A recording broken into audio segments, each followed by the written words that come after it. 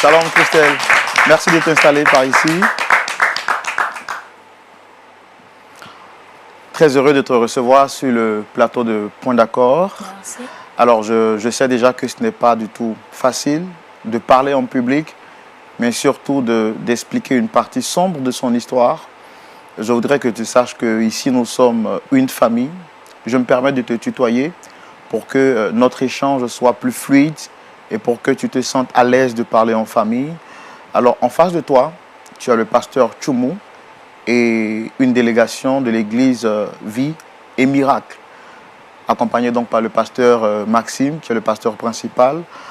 Ce sont nos frères, ce sont nos sœurs. Ils sont là pour t'écouter et pour comprendre ton histoire tout naturellement, pour compatir également à ta douleur. Ça va?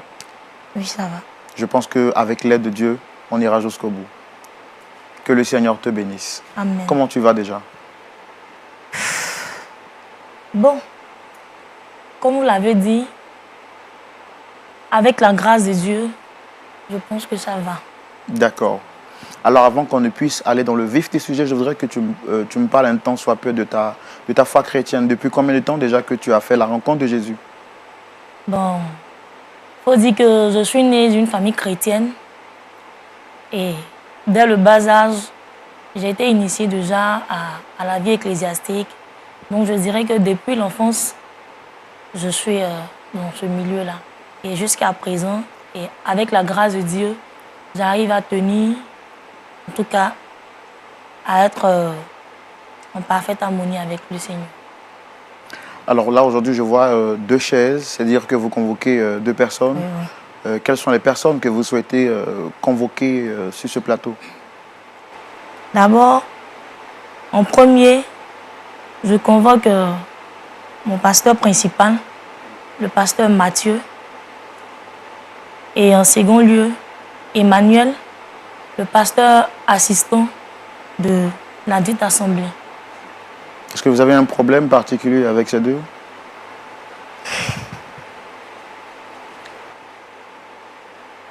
Je tiens à convoquer le pasteur Emmanuel parce que je suis responsable actuellement de sa situation. Sa foi chrétienne et je pense aussi de la vie actuelle. Parce qu'il faut dire que... Mais avant que vous n'allez plus loin, pourquoi avoir choisi le plateau, le canal de Point d'accord pour vous exprimer? Je choisis le canal de Point d'accord pour que ce canal-là, pour que Point d'accord, avec l'aide du pasteur et du public, qu'il puisse m'aider vraiment à demander pardon à ces deux personnes-là. D'accord. Donc là, vous êtes prête à nous partager votre histoire, je suppose. Oui. Pasteur Tchoumou, je pense que la sœur Christelle est prête à partager son histoire avec nous. Et ce sera tout de suite dans le grand déballage.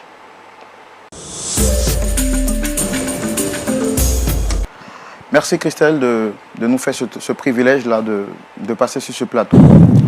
Je rappelle que tu es une jeune sœur, donc âgée d'une bonne vingtaine d'années. Et comme tu l'as dit toi-même en introduction, tu es chrétienne depuis bas âge. Et aujourd'hui, tu voudrais partager ton histoire avec nous. Et tu convoques sur ce plateau le pasteur Mathieu et le pasteur Emmanuel. Qu'est-ce qui s'est réellement passé pour que tu veuilles les convoquer sur ce plateau aujourd'hui pour leur demander pardon?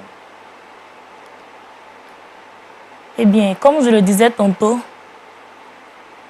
le pasteur Emmanuel, qui était le pasteur assistant de mon assemblée, était en quelque sorte l'encadreur du groupe musical. Et je faisais partie de ce groupe-là. Depuis l'arrivée de ce pasteur, il faut dire que j'ai commencé à ressentir des choses pour ce dernier-là.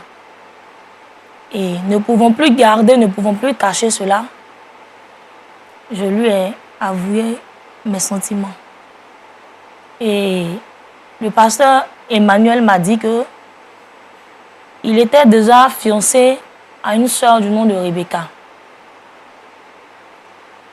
Il faut dire que je ne pouvais pas accepter cela, franchement. Du coup, j'ai tout fait pour que ce dernier et moi, on puisse manger le fruit interdit, c'est-à-dire coucher ensemble. Après ce acte, j'ai contracté une grossesse. Et étant fille de diacre de l'église, ma mère également était trésorière de l'église. La nouvelle s'est très vite répandue et le pasteur Emmanuel s'est vite déchu de ses fonctions. Mon père aussi, quant à cela, a décidé de ne plus venir à l'église parce qu'il disait que le pasteur Emmanuel avait déshonoré sa fille et que, obligatoirement, ce dernier devait m'épouser. Vu la tournure des choses, franchement, après ça, je n'arrivais plus à dormir, tellement ça me revenait, ça me fatiguait, vu la situation du pasteur et mes parents, et même Rebecca, qui aujourd'hui n'arrive plus à s'en sortir. Ça a tellement bouleversé que, du coup,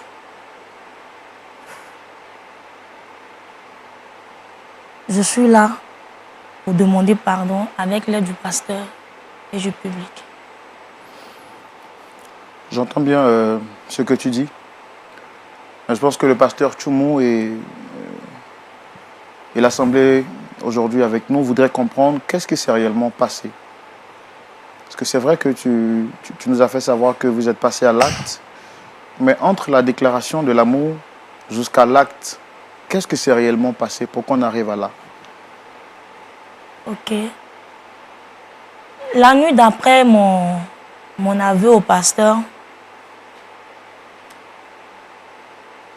quelque temps après, le pasteur principal, un dimanche, nous a dit qu'il y avait présentation de mariage.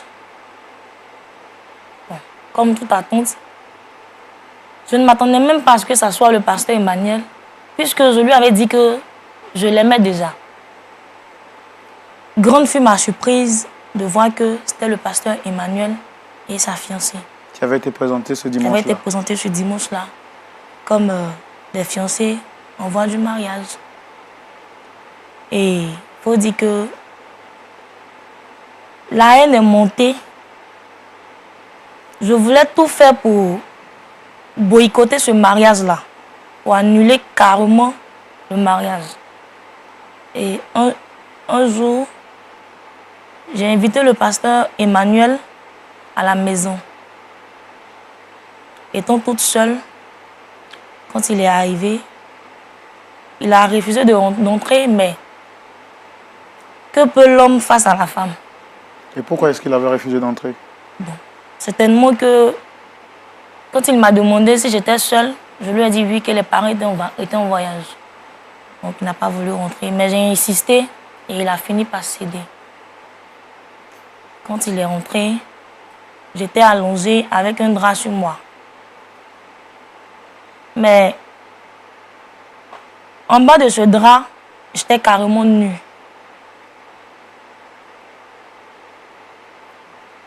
Après la prière, j'ai fait croire au pasteur Emmanuel que je manquais d'air, que j'avais besoin qu'il m'aide à me relever. Pendant qu'il m'aidait, j'ai commencé à le forcer. J'étais déjà nue. Du coup, j'ai commencé à le forcer et il a cédé. C'est comme ça que c'est arrivé. Et par la suite, la grossesse est arrivée. Mais il faut dire que je ne pensais pas que ça allait prendre toute cette tenue de père qui abandonne l'église, de sa fiancée qui perd carrément le contrôle. Mais aujourd'hui, après tout ça, je ne peux plus garder cela. franchement, je ne peux plus parce que je n'arrive plus à dormir. Je n'arrive même plus à regarder mes parents. Du coup, ça a carrément bouleversé ma famille, la relation avec ma famille d'abord, et la relation de mes parents à l'église. Donc, franchement, je ne peux plus. Est-ce que vous avez pris le temps de mesurer l'ampleur de votre situation avant de passer à l'acte? Non. Comme je l'ai dit tantôt, je ne m'attendais pas à tout cela.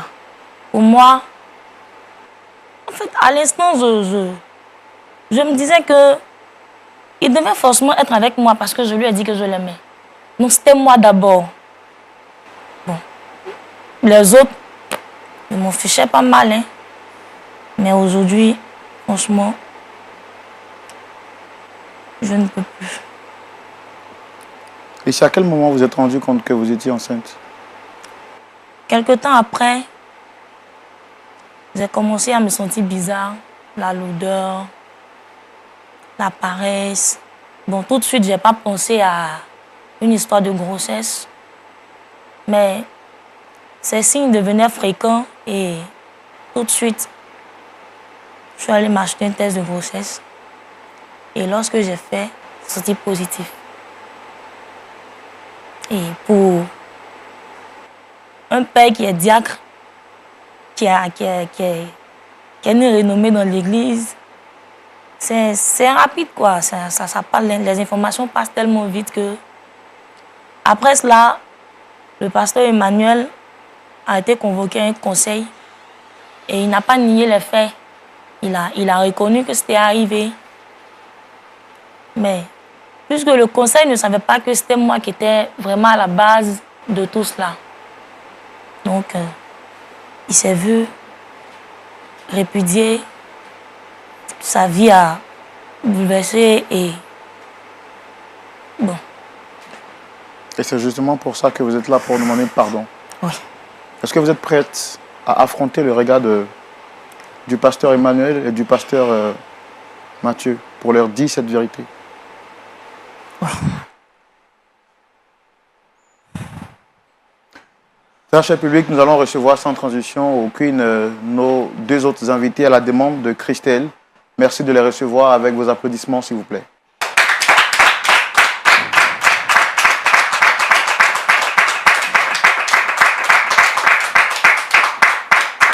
Shalom, pasteur.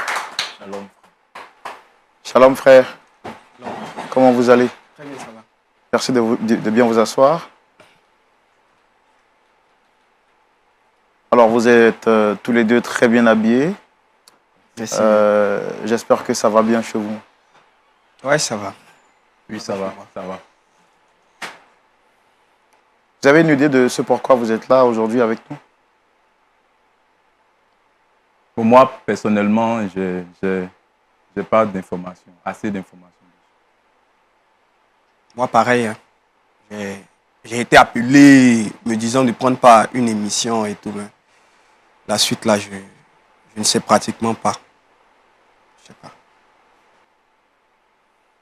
Alors, pasteur Tchoumo, juste au milieu, on a le pasteur Mathieu.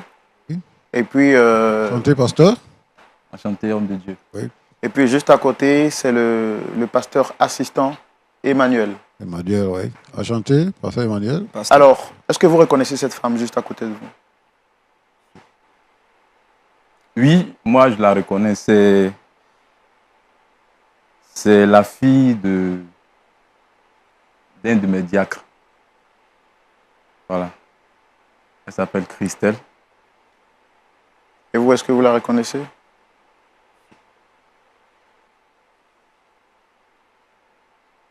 Alors, je vois que ce n'est pas facile pour le pasteur assistant Emmanuel. Alors, Christelle est là aujourd'hui pour demander pardon. Parce que depuis un certain moment, elle n'arrive plus à dormir. Ses nuits sont troublées et elle est venue là sur le plateau pour faire une confession. Elle aura donc besoin que vous puissiez l'écouter pour comprendre ce pourquoi elle est là. Mais déjà, parlez-moi un peu de Christelle, vous en tant que pasteur. Bon, Christelle, c'est la fille, comme j'ai dit, d'un diacre de mon église. Et depuis petite, elle a été d'abord à l'école de dimanche. Après, elle chantait dans le groupe musical. Il dit chantait parce que récemment, il y a eu un incident qui a ébranlé toute l'église. Vraiment, c'est très difficile, en tout cas, ce qu'on a vécu. Donc, je la connais très bien. Qu'est-ce que c'est réellement, pasteur?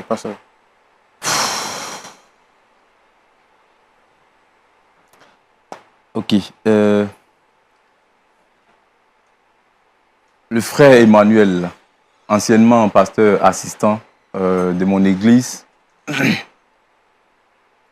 a eu à forniquer avec la sœur Christelle, dont il avait la charge de l'encadrement spirituel, étant donné qu'il était encadreur spirituel du groupe musical. Voilà.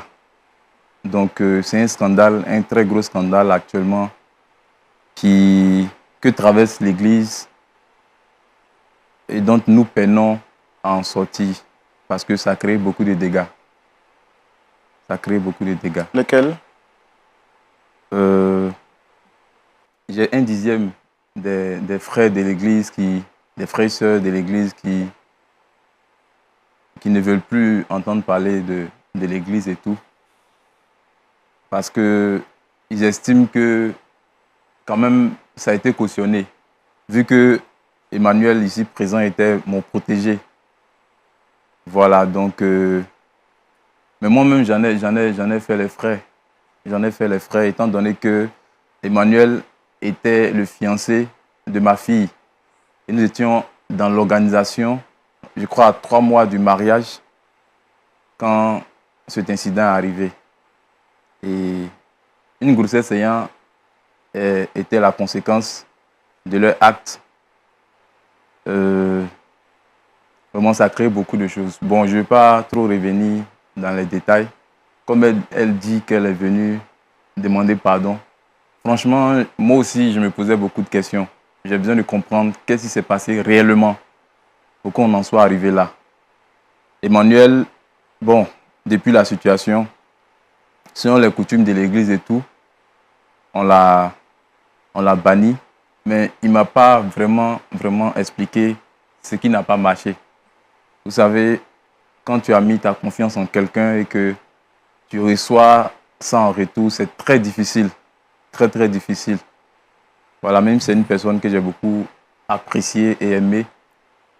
Mais bon, donc je veux en savoir assez sur cette histoire, pour pouvoir aussi trouver des mots pour parler à ma fille.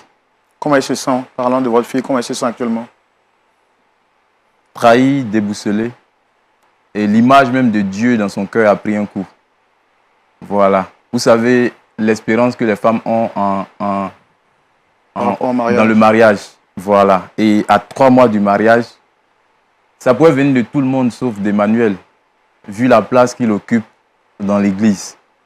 C'est vraiment, l'homme a tout fait. Son dévouement était sans faille. Et sa foi chrétienne même n'a jamais été mise à l'épreuve de cette manière. Donc, personne ne pouvait imaginer un tel acte venant de lui. Donc, ma fille est assez déçue, déboussolée. Bon, pour le moment, c'est sa mère qui essaie. Moi aussi, j'essaie de parler, mais sans comprendre véritablement ce qui n'a pas marché. Est-ce que c'est parce qu'Emmanuel n'aimait pas ma fille? Est-ce qu'il y a eu une situation avec Christelle, qui est son amie? Bon, je suis assez perdu. Voilà. Et aujourd'hui, quels sont les rapports que vous entretenez avec le diacre, qui normalement est son père, je pense? Bon, quand la situation est arrivée, il a voulu que Emmanuel puisse épouser Christelle. Bon, ce n'est pas dans les usages de notre mission.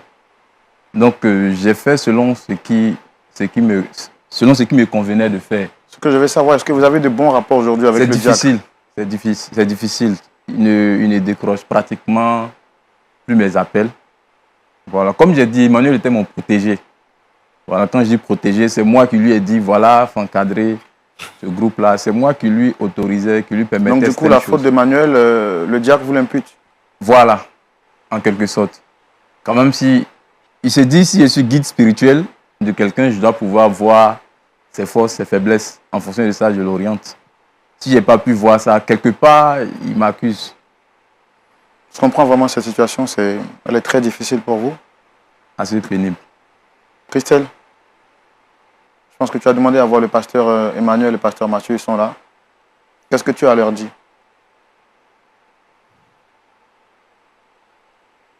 D'abord, je tiens à demander pardon au pasteur pour la faute et aussi à demander pardon à Emmanuel qui, aujourd'hui, par ma faute, se retrouve dans cette situation. Là, je me dis que tu es heureuse, c'est ça, non? Tu es heureuse. Heureuse, si je l'étais, je n'allais vraiment pas venir sur ce plateau-là, convoquer ce plateau-là pour te demander pardon. Je ne sais pas vraiment ce qui m'a pris pour qu'on en arrive là. Mais il faut dire que j'étais... En fait, je ne peux pas m'imaginer qu'en venant te dire cela, voilà me dit que j'étais déjà avec Rebecca.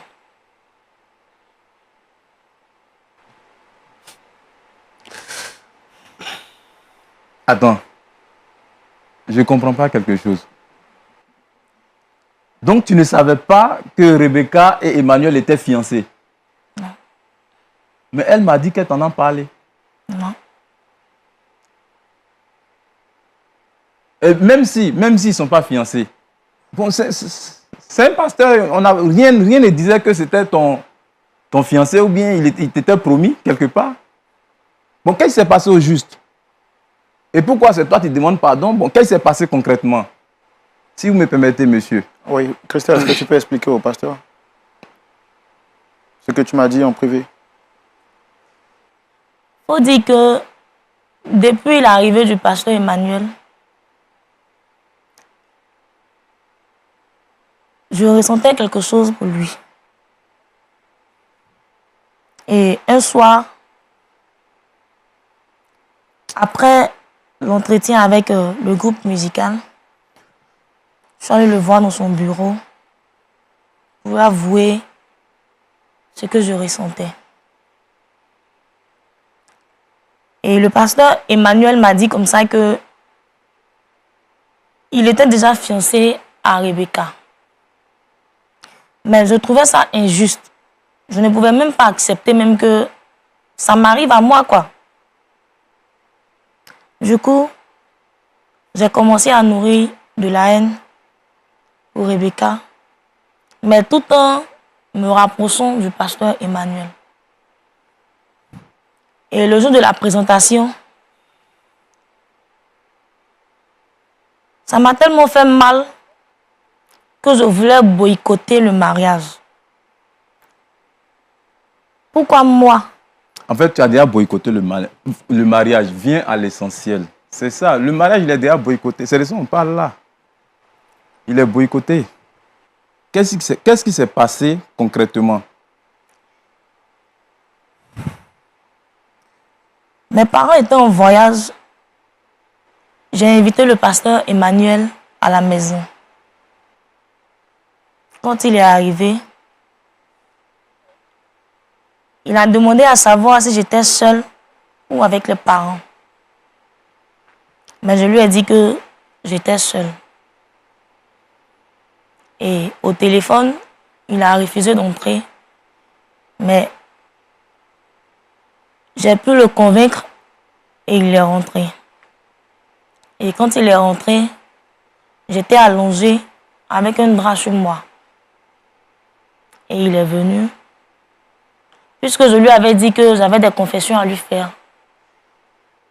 Il est venu. Après avoir prié, je lui ai dit que je n'arrivais pas à respirer. Et que j'avais besoin qu'il m'aide à me relever. Et pendant qu'il m'aidait, j'ai commencé à le forcer à coucher avec moi. Après plusieurs résistances, il a cédé. Quelque temps après, j'ai constaté que j'étais enceinte. Et j'étais obligée de parler à mes parents. Mais je ne pensais pas que l'acte allait vraiment arriver jusqu'à ce niveau-là. Mais pourtant, je t'avais prévenu, non? Donc, si je comprends bien, c'est toi qui as créé tout ce scénario pour briser le rêve de ta camarade, pour détruire une église tout entière. Est-ce que tu as expliqué à ton papa que c'est toi qui as poussé Emmanuel à la faute? Et puis, je ne comprends pas, Emmanuel, toi aussi, quand même, depuis qu'elle t'a prouvé ses sentiments, tu pouvais venir m'en parler ou bien? Si tu penses que je suis ton père spirituel, mais jamais tu ne m'en as parlé. Tu as gardé le secret. Et franchement, c'est... Emmanuel, pourquoi avoir caché la vérité à ton pasteur?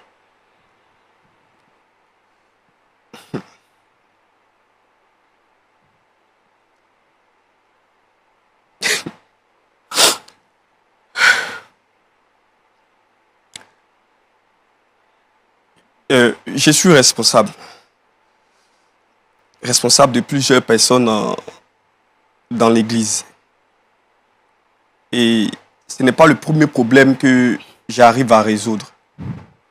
Je me suis dit que je maîtrisais la situation, que je pouvais lui venir en aide. Je ne m'attendais même pas. C'est maintenant que je comprends que en réalité, c'était un piège. C'était un truc qu'elle avait préparé il y a longtemps. Mais c'est pas possible. Depuis qu'elle t'a dit qu'elle t'aimait, tu pouvais deviner ça. C'est trop... Pasteur, comprenez que je me suis mis à prier. J'ai même jeûné pour ça. La Bible dit fuyez. Toi, tu pries. Je ne comprends pas. Bon, c'est assez difficile, franchement. C'est difficile. Pasteur Tchoumo, c'est vraiment une situation délicate. Une famille entière détruite, des relations sabotées, une église divisée. Je voudrais céder la parole à quelques personnes pour avoir leur point de vue par rapport à cette situation.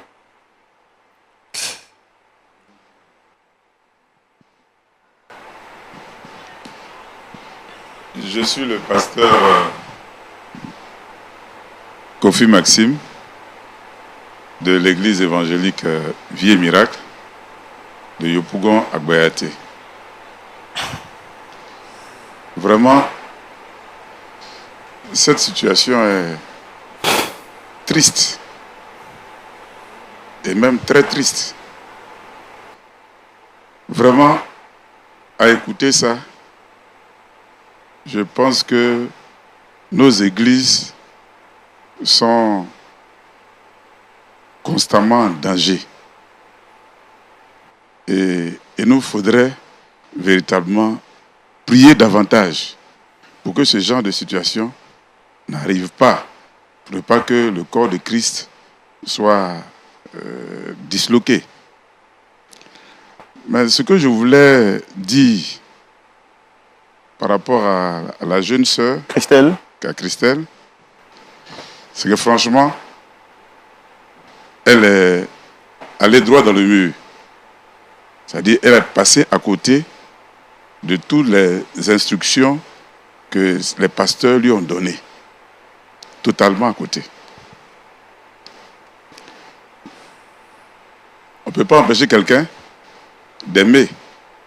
Mais quand tu sais que la personne que tu aimes est déjà occupée, c'est bon d'aller à Dieu J'ai dit, Seigneur, vraiment, tu as mis l'amour du pasteur Emmanuel dans mon cœur. Mais il se trouve que le pasteur Emmanuel est déjà fiancé.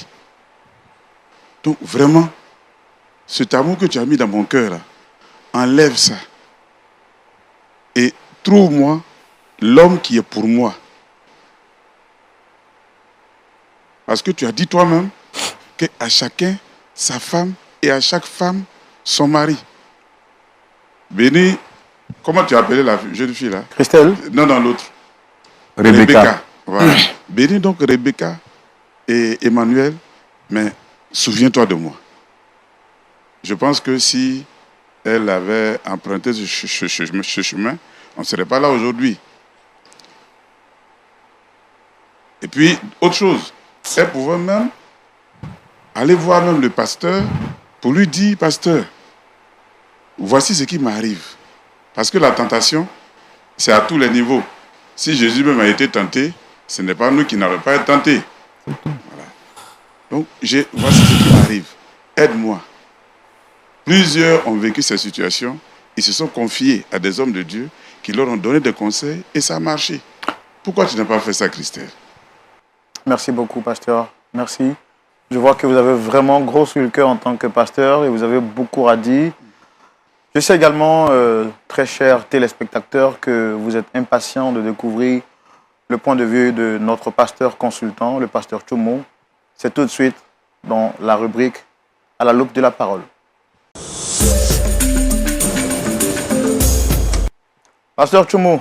Oui, Roland. Nous voici encore face à une autre situation difficile, très difficile, parce qu'il s'agit là maintenant de famille, mais surtout du corps de Christ, c'est-à-dire l'Église. Comme tu le disais tout à l'heure, c'est une situation troublante. Et face à une telle situation, on n'a pas de mots pour pouvoir traduire ce qu'on ressent. Mais je voudrais dire ceci, que la tentation, la pratique du péché sont des choses qui sont monnaie courantes dans nos assemblées. J'ai écouté le récit de Christelle qui a dit qu'elle est née d'une famille chrétienne, qu'elle a grandi dans l'église. Donc, elle essaie de faire ce qu'elle peut pour plaire à Dieu. Christelle n'a pas dit qu'elle est convertie.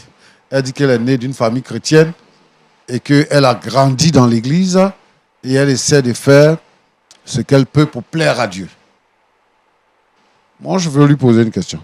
Christelle, avant le pasteur Emmanuel, tu es sorti avec combien d'hommes déjà? Aucun. Aucun homme? Qui t'a appris toutes ces stratégies-là? Ce que tu n'as pas l'habitude de faire. Tu as regardé ça dans le film ou bien? Voyez-vous que c'est qui tend un piège. Un vrai piège, hein, qui ne peut pas rater. Ses parents sont absents. Elle attire le pasteur dans sa maison. Et puis elle se met dans une position où elle pense qu'elle ne va pas rater sa cible. Et effectivement, elle a atteint sa cible. C'est une technique et une vilaine technique qu'elle a utilisée. Elle est dans le groupe musical et elle dit qu'elle l'aime. Elle, depuis que le frère est arrivé dans l'église, elle l'aime. Elle l'aime. Et le frère lui dit, je suis fiancé. Elle dit que moi, là, tu vas aller avec moi. Elle n'a pas dit ça ouvertement, mais elle a planifié pour que cela soit. C'est une interpellation, c'est vrai. Il s'agit ici d'un pasteur qui a connu des déboires, donc qui est en train de subir la sentence de ce qui est arrivé. Mais je veux dire que c'est une technique vieille, une vieille technique qui perdure dans l'Église. C'est pas seulement au pasteur que cela peut arriver. Ça peut arriver à tous les hommes qui sont dans l'Église.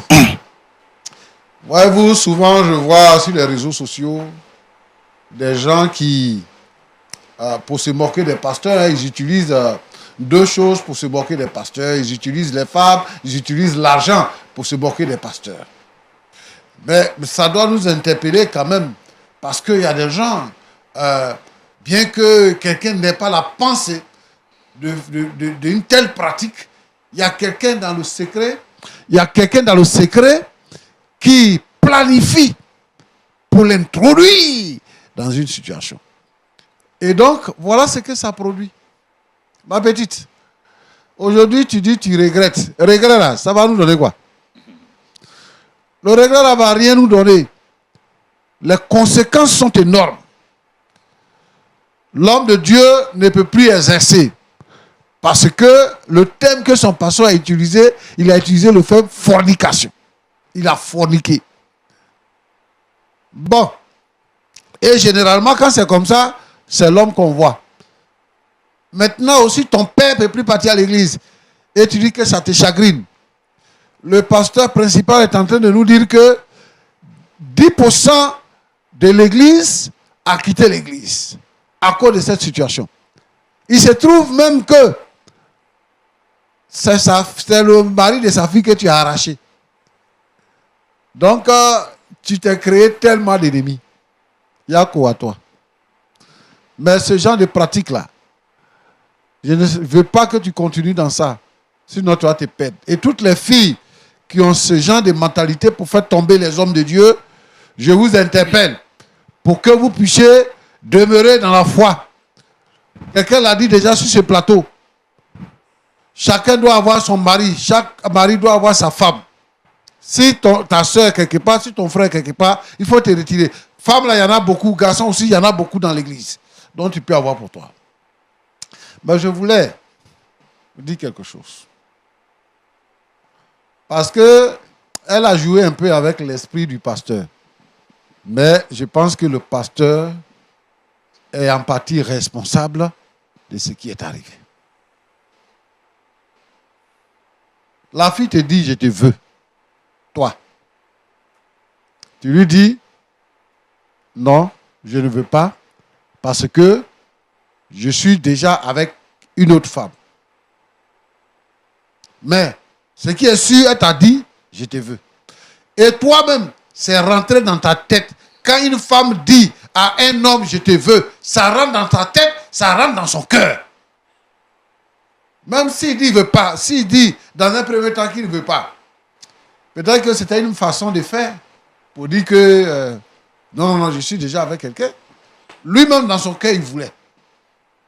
Pourquoi le pasteur principal a utilisé une expression tout à l'heure? Il dit, au lieu de prier, il faut fuir.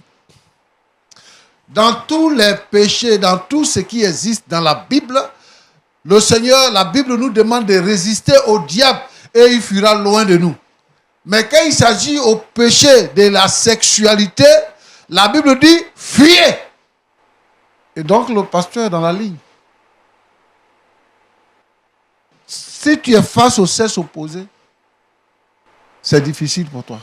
À moins que ce jour-là, tu aies une force spéciale. Mais quand tu es dans ton temps de faiblesse, parce que tout le monde a un temps de faiblesse. Quand tu es dans ton temps de faiblesse, tu vas chuter. Maintenant, tu as chuté. C'est comme tu as mangé et puis tu as nettoyé ta bouche, tu es assis. Tu es venu, tu n'as pas parlé de ça. Et puis bon, tu es là. Bon, on te demande aussi, tu ne parles pas. La situation sort, la fille est enceinte, on te demande, tu ne parles pas. Jusqu'à ce que tu arrives à ces choses. Moi, je pense qu'il faut que les frères et les sœurs prennent des dispositions.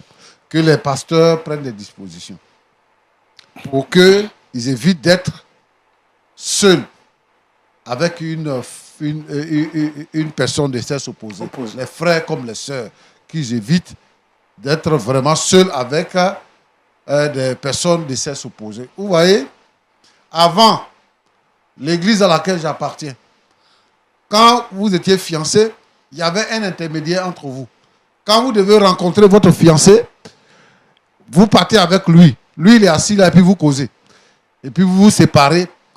et la fiancée va à la maison, tu vas chez toi aussi. Ce n'était pas autorisé. En ce moment-là, il n'y avait pas de portable, il n'y avait pas de réseaux sociaux. Ce n'était pas autorisé. Et les gens ont vécu comme ça dans la victoire. Aujourd'hui, même à l'école du dimanche, les enfants même qui sont à l'école du dimanche s'enseignent là-bas, entre eux-mêmes. Je voudrais souhaiter que nous ayons vraiment un peu de vigilance par rapport à toutes ces choses qui peuvent détruire l'œuvre, détruire l'Église. L'Église a pris un coup. Mais je voudrais interpeller tous les frères et toutes les sœurs, membres de cette assemblée-là, qui sont partis à cause de cette faute. Je voudrais interpeller le père de notre fille, qui est diacre, qui a quitté l'Église, parce que le pasteur aurait abusé de sa fille. Donc, qui a quitté l'Église. Quitter l'Église n'est pas la solution. Lorsqu'il y a un problème dans l'Église, il y a des gens qui quittent l'Église. Quitter l'Église, ce n'est pas la solution. Les problèmes naissent entre les hommes. Mais partout où vous allez partir, il y aura toujours des hommes. Donc, il faut s'asseoir pour régler les problèmes. Donc, je voudrais ici interpeller tous les frères et sœurs qui ont quitté l'Église de revenir à l'Église. La sœur est venue reconnaître son forfait. Elle est venue demander pardon. Elle demande pardon à celui avec qui elle a chuté. Elle demande pardon également au pasteur principal de l'Église. Et en même temps, elle demande pardon à toute l'Église et à ses parents. Nous nous joignons à elle pour le faire, afin que la stabilité et le réconfort puissent arriver. Mais à côté de ça, je voudrais dire ceci, que quand je dis que ce n'est pas la peine de partir, tous ceux qui sont partis, je leur demande de revenir dans son église, mais dans nos églises, partout, dans toutes les assemblées. Tous ceux qui sont partis, s'il y a un problème, même si c'est le pasteur qui vous a offensé, dans l'église, il y a plusieurs groupes qui sont organisés. Il y a d'abord le groupe qui travaille avec le pasteur, qu'on appelle le conseil de l'église. Il faut s'adresser au conseil et il faut parler. Et la Bible dit quoi? Si ton frère a péché contre toi, il faut appeler quelqu'un pour parler avec lui. S'il n'accepte pas, il faut appeler 2 personnes. S'il n'accepte pas, appelle l'église. S'il n'accepte pas, considère-le comme un païen. Il faut que ces démarches soient entreprises dans l'église pour que la stabilité soit dans l'église. Je voudrais dire que dans l'église, il y a beaucoup de problèmes. L'église n'est pas le paradis. Il y a des gens qui disent que toi, tu es pasteur, c'est toi qui as fait ça. Le pasteur, c'est un homme. Toi qui es chrétien là, c'est toi qui fais comme ça. Si c'est à cause de lui là, moi je ne vais jamais venir à l'église. Mais il n'est pas le salut. Le salut c'est Jésus-Christ. L'église est comme une école dans laquelle on apprend. L'église est comme une école dans laquelle on apprend comment faire pour aller au ciel. Donc c'est la parole de Dieu qui est notre guide. Il faudrait donc que les gens abandonnent ces idées là. Parce qu'au fur et à mesure que vous quittez les églises à cause des problèmes, vous remplissez l'enfer. Alors Roland, oui, pasteur. Voilà ce que je voudrais dire. Que Dieu vous bénisse. Merci beaucoup, Amen. pasteur. En tout cas, vos paroles nous font énormément du bien. Je sais que le pasteur Emmanuel en sort réconforté. Là, je voudrais demander au pasteur Mathieu, comment vous vous sentez déjà après l'intervention du pasteur Tchoumou? C'est l'intervention de Dieu. Vous savez, quelle que soit la colère qu'il y a dans mon cœur, je suis serviteur de Dieu. Voilà. Elle a avoué ses transgressions et elle est d'accord pour les délaisser. La Bible dit qu'on doit pardonner. Et dans mon cœur, j'espère que son père verra l'émission, ou ma fille aussi, parce qu'elle aussi, elle a été beaucoup blessée. Si peut-être après, elle peut la rencontrer, pour lui expliquer ça, lui demander pardon aussi, vu que c'est son ami. Je pense que tout le monde va tirer un bon compte Est-ce que vous, excusez-moi de vous interrompre, c'est vrai que c'est difficile là maintenant que vous venez de vous rendre compte que votre pasteur assistant a été piégé. Je suppose que oui. Là vous avez dit que il a été banni de l'église. Est-ce que vous êtes prêt à le récupérer et si tout naturellement il voudrait répartir avec celle qu'il aime réellement, est-ce que vous êtes prêt également à l'accepter? Bon, en ce qui concerne répartir avec celle qu'il aime, ça, c'est le choix de ma fille. Voilà, c'est elle qui a été blessée à un niveau. Moi aussi, j'ai été blessé, mais elle aussi, elle a été blessée. C'est différent parce qu'elle était la fiancée. Maintenant, en tant que père spirituel, la Bible dit que le juste tombe. Cette fois, il se relève. Donc, il est tombé. S'il accepte de se relever, on va traverser cette situation ensemble. Voilà. Pasteur assistant Mathieu, Oui. comment vous vous sentez après avoir entendu cette confession de Christelle, mais surtout après les conseils du pasteur Tchoumo? Bon, faut dire que c'est une paix intérieure qui vient de se créer. Voilà. C'est comme toute une communauté a confiance en toi et en quelques secondes, tu brises cette confiance-là. Il y a d'abord des remords personnels et après les remords de ceux qui ont fait que tu es tombé dans ce truc-là. Et moi, sincèrement, jusqu'à maintenant, je me posais la question de savoir comment cela a pu arriver. Je suis celui qui conseillait, mais comment le conseiller peut tomber dans ce qu'il donne comme conseil? C'était vraiment compliqué. Dieu merci, il sait tellement faire les choses. Je pense qu'il continue toujours d'inspirer le pasteur Kimou qui aujourd'hui encore m'a rendu ce que je voulais entendre. Voilà. Il m'a montré certes que je ne suis pas coupable, mais m'a montré que j'ai participé au fait à être coupable. Et parce que j'ai participé à être coupable, je sais où me ressaisir. Je sais où me ressaisir. Et si je peux me ressaisir, c'est que la sœur aussi peut se ressaisir. Et je pense Allez-y. que Dieu nous a pardonné. Et parce qu'il nous a pardonné, moi-même je me pardonne d'abord. Je me pardonne à moi parce que je n'arrivais pas même à me le pardonner et tout ça. Je me pardonne à moi et puis je demande pardon aussi. Ça peut être pas ma faute que parmi ces 10% des personnes puissent partir. J'ai été peut-être un modèle et tout ça, mais pour dire que au lieu de partir, il faudrait qu'ils m'aident. Il faudrait qu'ils m'aident, comme je les ai aidés aussi. Et je pense que on ira de l'avant vers cette gloire-là que Dieu demande Merci. d'avoir. Merci beaucoup. C'est ce que je voulais dire. Comment tu te sens, Christelle? Un dernier mot? Après avoir vidé ton sac, comment tu te sens? Je dis que je me sens libérée.